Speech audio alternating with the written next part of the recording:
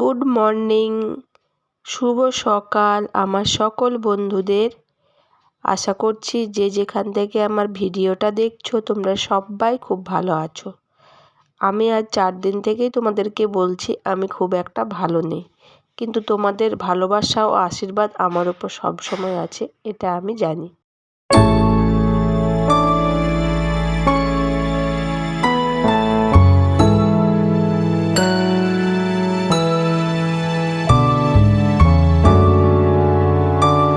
চলো, সকাল থেকে উঠে আমার কাজকর্ম শুরু হয়ে গেছে। ডেলি রুটিন আমার সকাল থেকে আমি কি কি কাজ করি সেগুলোই আমি তোমাদের সাথে শেয়ার করি। তো আজকে যেহেতু অনেকটাই ভোরে ওঠা হয়েছে, তো ভোরের হাওয়াটাও গায়ে লাগিয়ে যেন খুব ভালো লাগছে। আমরা তো সাধারণত কি হয়, ঘুম থেকে উঠে বাড়ির কাজে লেগে পড়ি, আর এরকম সকালবেলায় উঠে যদি একটুখানি বাইরের হাওয়াটা গায়ে লাগানো হয় তাহলে খুব উপকার হয়। কিন্তু আমাদের তো সেই সব হয় না, কাজে কাজেই টাইমটা যায়। তো দেখো কতগুলো বাসন হয়েছে, এখানে বাসনগুলো একেবারে জল দিয়ে ভিজিয়ে রেখে দিলাম। তারপর চলে গেলাম পরের কাজে, ফুল তোলা।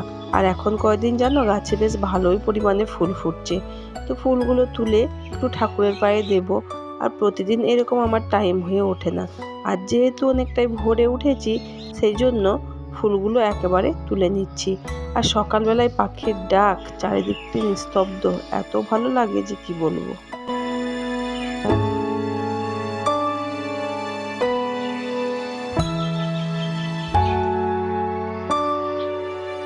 বাড়ির কাজ তো সব কিছু করেই নিলাম মোটামুটি, কিন্তু এই রান্নাটা, তোমাদের দাদাভাইকে বললাম রান্নাটা করে নিতে, তো অনেকটাই কাচুমাচু করলো।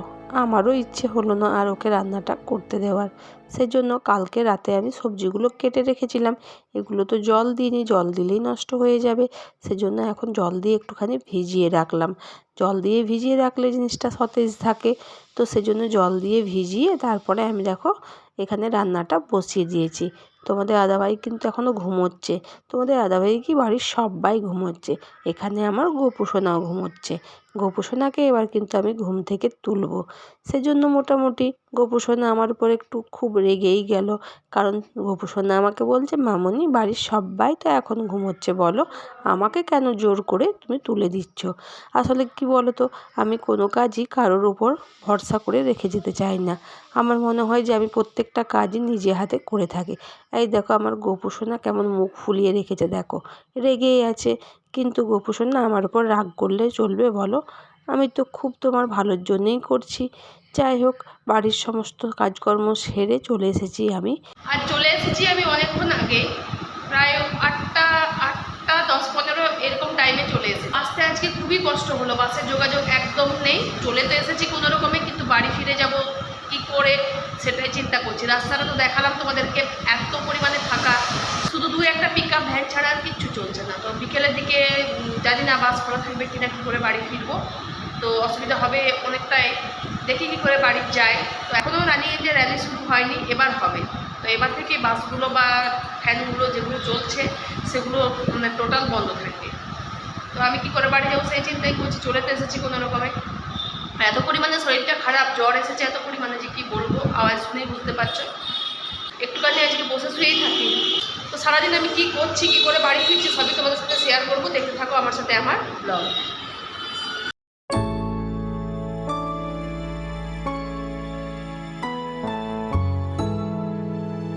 বাইরের এত পরিমাণে আজ চড়া রোদ, আমি কিন্তু আজ বাস পাইনি, বসে আছি ট্রেকারে। আর ট্রেকারে বসে আমি তোমাদের সাথে ভিডিও করছি। আমার যেন আজকে সকালবেলায় কাজে না গেলেই ভালো হতো, কিন্তু তাও আমি চলে গেলাম। বন্ধুরা এখন বাজছে 1টা, আমি এসেছি ওই 1:45 নাগাদ বাড়ি ফিরলাম। তো বাড়ি ফিরে এখন আমি দেখো ড্রেস চেঞ্জ করতে পারিনি, শুয়ে পড়েছি। প্রচণ্ড মাথায় ব্যথা, প্রচণ্ড মানে গা হাত পায়ে ব্যথা, জ্বর। তো আমি আজকে তো ডিউটি করতে পারিনি, তো আমি ছুটি নিয়েই চলে এলাম, কারণ বসে থাকার মতো ক্ষমতা আজকে আমার ওখানে ছিল না। সেজন্য ভাবলাম বাড়ি এলে একটুখানি রেস্ট পাওয়া যাবে, শুয়ে বসে থাকতে পারবো। আর তাই ছুটি নিয়ে আমি বাড়ি চলে এলাম। এসে এখনো চেঞ্জ করিনি, শুয়ে পড়েছি। জানি বাইরে থেকে এসে জামা কাপড় ছেড়ে চেঞ্জ করে হাত পা ধুয়ে তারপরে খাটে শুতে হয় বা খাটে শুতে হয়, কিন্তু আমার সেই ক্ষমতাটা আজকে নেই।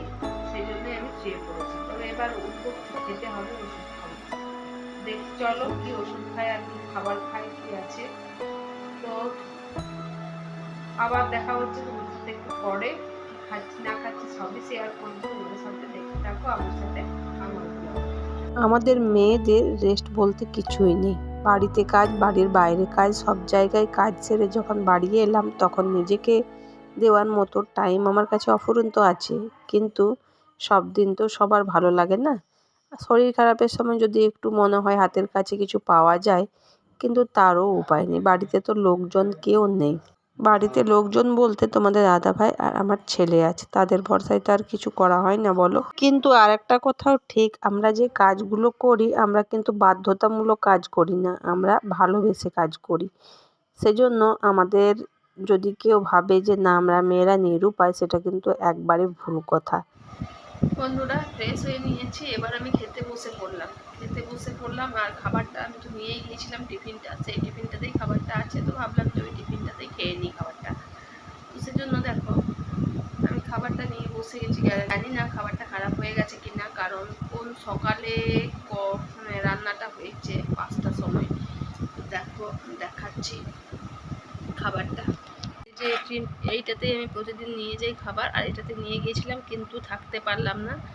এই পুঁই শাক দিয়ে ওই যে সবজি সকালে তোমাদের সাথে শেয়ার করলাম, শাক ভাজা হয়েছে, ডাল হয়েছে। ডাল আমি নিয়ে যাই না। এখানে আমি নিয়ে নিয়েছি দই একটুখানি, দইটা ঠান্ডা নেই, গরম হয়ে গেছে একবারে।